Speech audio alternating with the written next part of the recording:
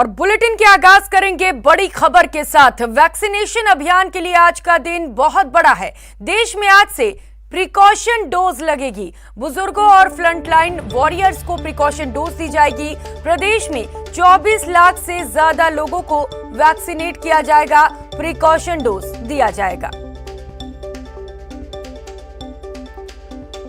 तो वैक्सीनेशन को लेकर आज का दिन बेहद खास है।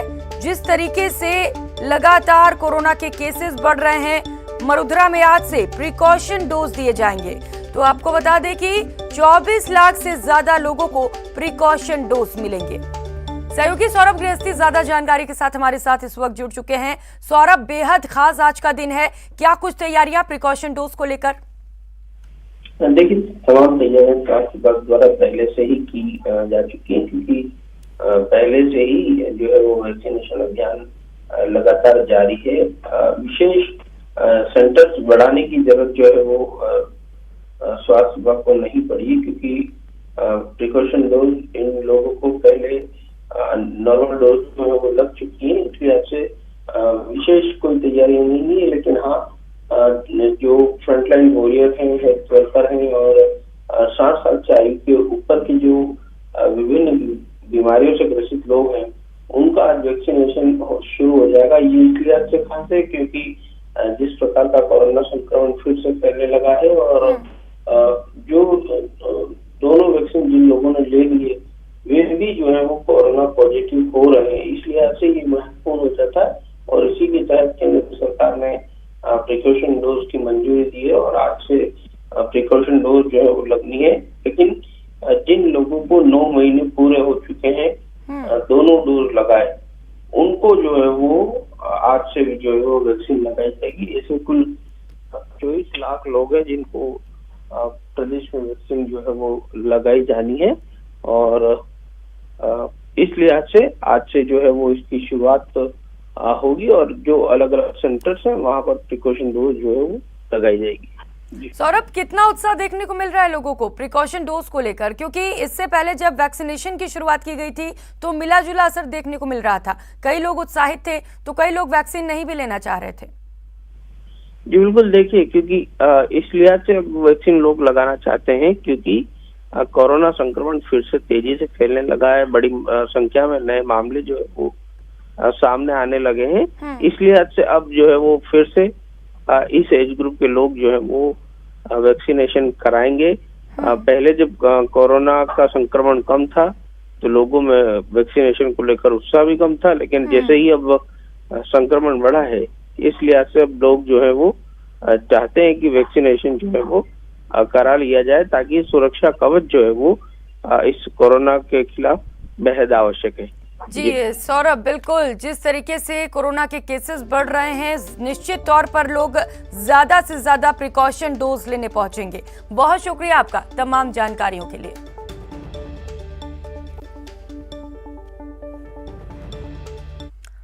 और कर लेते हैं अगली खबर का। कोरोना के मामले बढ़ने के बाद राजस्थान सरकार ने पाबंदियों का दायरा और बढ़ा दिया है। प्रदेश के सभी शहरी क्षेत्रों में 12वीं तक के स्कूल 30 जनवरी तक के लिए बंद कर दिए गए। बाजार भी अब रात 8 बजे के बाद ही खुलेंगे। तो वहीं आपको बता दें कि शादी समारोहों से लेकर हर तरह की सार्वजनिक गैदरिंग पर शहरों में अब केवल 50 लोग ही शामिल हो सकेंगे। ग्रामीण क्षेत्रों में शादी से लेकर सार्वजनिक आयोजनों में 100 लोगों की लिमिटेशंस कर दी गई है। तो सरकार ने सप्ताह में ये तीसरी बार गाइडलाइन जारी की है। कॉलेजों में पढ़ाई जारी रहेगी। 30 जनवरी के बाद दोनों वैक्सीन लगे हुए बच्चे स्कूल जा सकेंगे।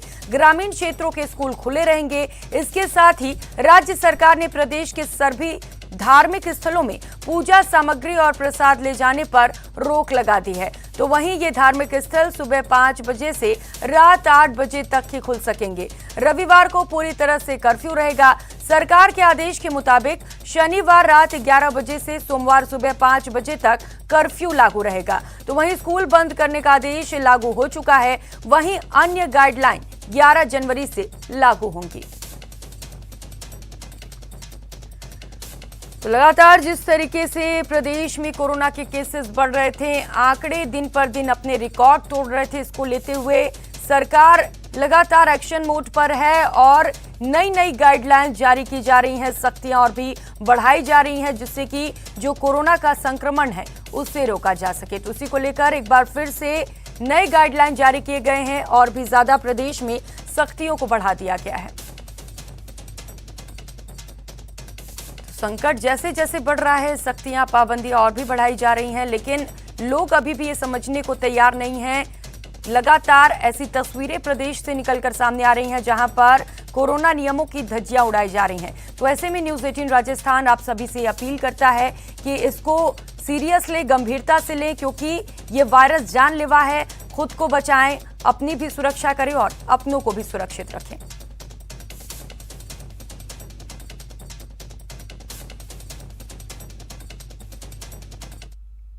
उधर प्रदेश सरकार के चिकित्सा मंत्री परसादी लाल मीणा ने कहा कि कोविड-19 और ओमिक्रॉन को लेकर प्रदेश की सरकार गंभीर है। अधिक से अधिक लोगों का एंटीजन और आरटी-पीसीआर टेस्ट हो, इसके लिए गांव में टीमें भेजी जा रही हैं। चिकित्सा मंत्री ने यह भी कहा कि सरकार चाहती है कि बीमारी का पता लगे और उसका इलाज हो। प्रदेश सरकार आंकड़ा छिपाना नहीं चाहती। साथ ही चिकित्सा मंत्री परसादी लाल मीणा ने कहा कि नई एसओपी की पालना के लिए अधिकारियों को सख्त रुख अपनाने के निर्देश दिए गए हैं।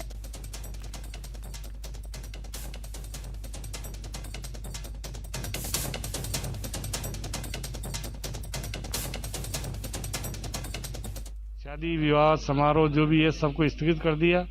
जो भी करेगा वो सरकारी परमिशन लेके ही करेगा, बिना परमिशन करेगा तो उसके खिलाफ भी 10,000 का जुर्माना है। इसलिए सख्ती हम इसको जनवरी में करेंगे, जिससे कोविड पर निश्चित रूप से जो इंतजामात है, दवाइयाँ हैं, हमारे यहाँ ऑक्सीजन का है, ये काफ़ी पर्याप्त मात्रा में हमारे पास सेफ है। 1,000 मीट्रिक टन ऑक्सीजन का हमारे पास भंडार है, दवाइयाँ हैं, बेड्स भी हमने बढ़ा दिए। पर सबसे सुखद बात ये है, इतने केस होने के बाद भी हॉस्पिटलाइज कम हो रहे हैं। निश्चित रूप से किसी को आवश्यकता नहीं है, सिस्टम्स बहुत कमजोर हैं, निश्चित रूप से कोई नुकसान वाले नहीं है। इसलिए जो डेथ का रेट है फर्स्ट और सेकंड वेरिएंट के बाद, इसमें बहुत कम डेथ है, ये राहत की बात है। खबरों में आगे बढ़ेंगे। कोटा में कोचिंग स्टूडेंट से कोविड प्रोटोकॉल की पालना करवाने दावे करवाने वालों की पोल खुल गई है। खुद कोरोना गाइडलाइंस की लोग धज्जियां उड़ाते नजर आए। ऐसे में सबसे बड़ा सवाल ये कि खुद कोरोना गाइडलाइंस की अनदेखी करने वाले कैसे छात्रों से कोरोना प्रोटोकॉल की पालना कराते होंगे। 1.5 से 2 लाख स्टूडेंट करते हैं कोटा में कोचिंग की तैयारी। संक्रमण के बीच हॉस्टल एसोसिएशन की बड़ी जिम्मेदारी। फर्स्ट फ्लोर होता है हमारे हर हॉस्टल का, उसमें हमने कुछ कमरे बच्चों का आइसोलेशन वार्ड हमने बनाया है उसके अंदर। पड़ताल में हॉस्टल एसोसिएशन की कथनी की खुली पोल।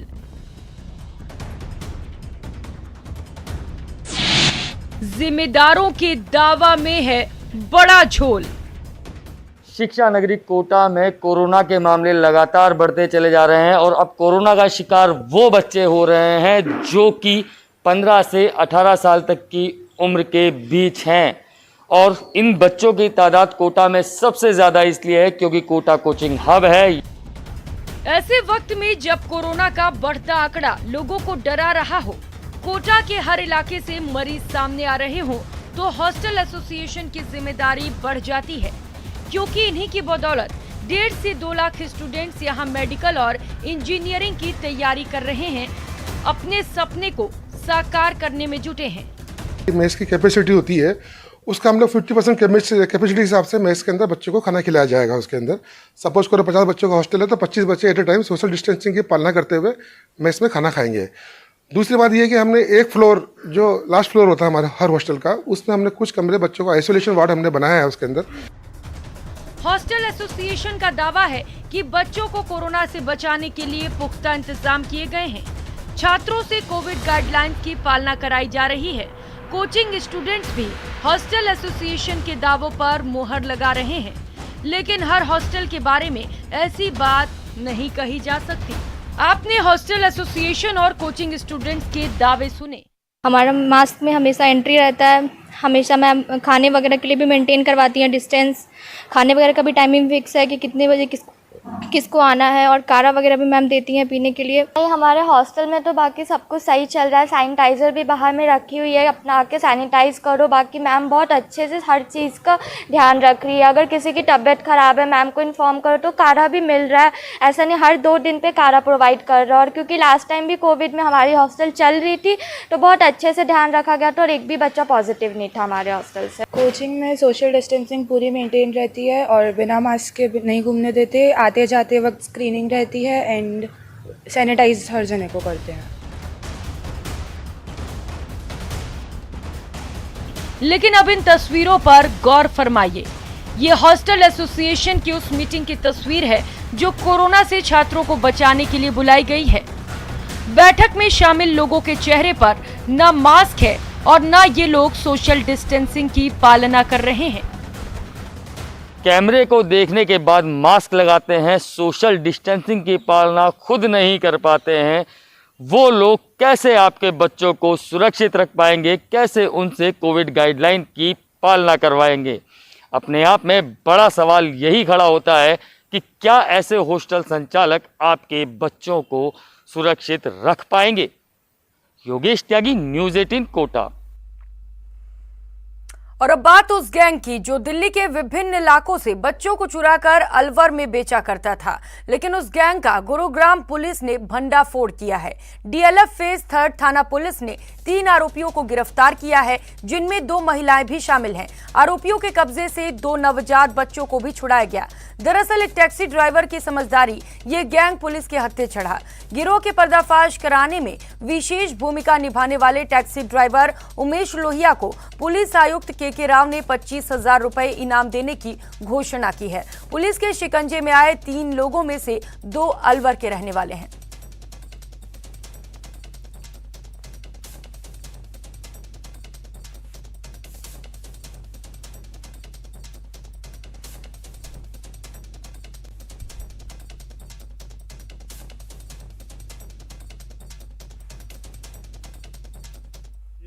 इनमें से एक राजस्थान का और एक दिल्ली का रहने वाले हैं। इनसे हमने पूछताछ पे बहुत सारी चीज़ें पता चली हैं। इस गिरोह में काफ़ी लोग शामिल हैं। हम उन सब के लिए उनकी गिरफ्तारी के लिए प्रयासरत हैं। और इसमें जो ड्राइवर उमेश था उसकी सजगता के कारण ये सारा इस मामले का खुलासा हुआ। तो कमिश्नर ऑफ पुलिस श्री के राव ने ये ऐलान किया है कि हम 25,000 रुपये का उसको पुलिस की तरफ से इनाम देंगे और सम्मानित करेंगे। और रुक कर लेते हैं बड़ी खबर का। प्रधानमंत्री नरेंद्र मोदी की सुरक्षा में सिंध मामले पर यह बड़ा अपडेट आपको बता दें। सुप्रीम कोर्ट आज सुनवाई करेगा। चीफ जस्टिस एनवी रमन्ना, न्यायमूर्ति सूर्यकांत और न्यायमूर्ति हिमा कोहली की 3 सदस्यीय पीठ इस मामले की सुनवाई करेगी। तो दरअसल वरिष्ठ वकील मनिंदर सिंह ने प्रधानमंत्री की सुरक्षा में हुई चूक का मामला मुख्य न्यायाधीश एनवी रमन्ना की बेंच के सामने उठाया था। पिछली सुनवाई के दौरान सुप्रीम कोर्ट ने केंद्र और राज्य सरकार की ओर से बनाई गई कमेटी को अपना काम रोक देने को कहा था।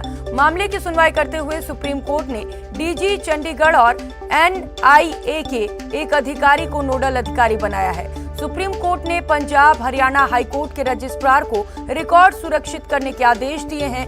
मतलब पीएम मोदी के रूट की सभी जानकारी को सुरक्षित रखने को कहा गया है।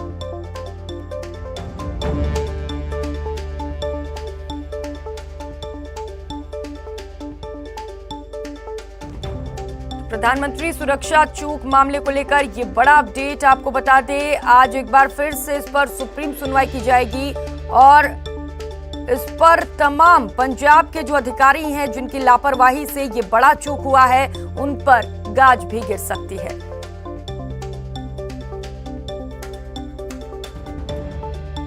तो वकील मनिंदर सिंह ने याचिका दायर की है। पिछली सुनवाई सुप्रीम कोर्ट में हुई थी, जिसके बाद सुप्रीम कोर्ट ने तमाम आदेश जारी किए थे, रिकॉर्ड सुरक्षित करने के आदेश जारी किए गए थे और अगली सुनवाई सोमवार को रखी गई थी।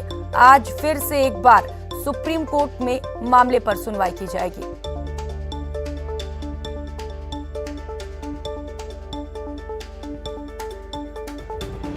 तो आपको बता दें कि पंजाब में प्रधानमंत्री नरेंद्र मोदी की सुरक्षा में बड़ा चूक देखने को मिला था, जब एक रैली को संबोधित करने के लिए प्रधानमंत्री पंजाब पहुंचे, तो इस दौरान एक फ्लाईओवर पर करीब 20 मिनट तक प्रधानमंत्री की गाड़ी एक जगह पर रुकी रही, क्योंकि आगे कुछ लोग प्रदर्शन कर रहे थे।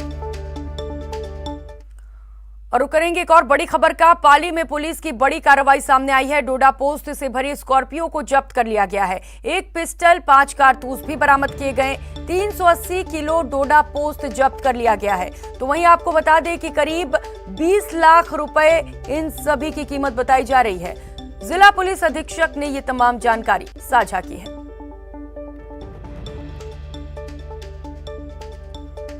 सहयोगी श्याम चौधरी इस वक्त हमारे साथ जुड़ चुके हैं। श्याम, बड़ी सफलता मिली है पुलिस को, कैसे मिली है सफलता? जी, पुलिस अधीक्षक राजेंद्र सिंह के निर्देशन में लगातार पाली पुलिस मादक पदार्थों को लेकर कार्रवाई कर रही है और पिछले काफी समय से पुलिस को इस मामले में सफलता भी मिली है। और रविवार को भी पुलिस नाकेबंदी कर रही थी। इसी दौरान एक स्कॉर्पियो गाड़ी निकल रही थी, जिसे पुलिस ने रोकने का प्रयास किया, तो तस्करों ने नाकाबंदी तोड़कर भागने का प्रयास किया, जिस पर तिरियारी थाना पुलिस ने तस्करों का पीछा किया। लेकिन तस्करों ने गाड़ी भगाते हुए नदी की तरफ ले गए, जहां उनकी गाड़ी नदी में फंस गई। नदी में गाड़ी फंसी देख उन्होंने और पुलिस का पीछा करते देख आरोपी गाड़ी को छोड़कर भाग गए। पुलिस ने गाड़ी की तलाशी ली तो उसमें 380 किलो डोडा पोस्ट, एक पिस्टल व 5 जिंदा कारतूस बरामद हुए। वहीं इस मामले में पुलिस ने आरोपियों को भगाने के मामले में एक प्रकाश रावत पुत्र राजू सिंह को भी हिरासत में लिया है। हालांकि पुलिस अभी आरोपी से पूछताछ कर रही है कि ये जो तस्कर थे कौन थे और कहां से ये डोडा पोस्ट लेकर आ रहे थे। जी श्याम, बहुत शुक्रिया आपका तमाम जानकारियों के लिए।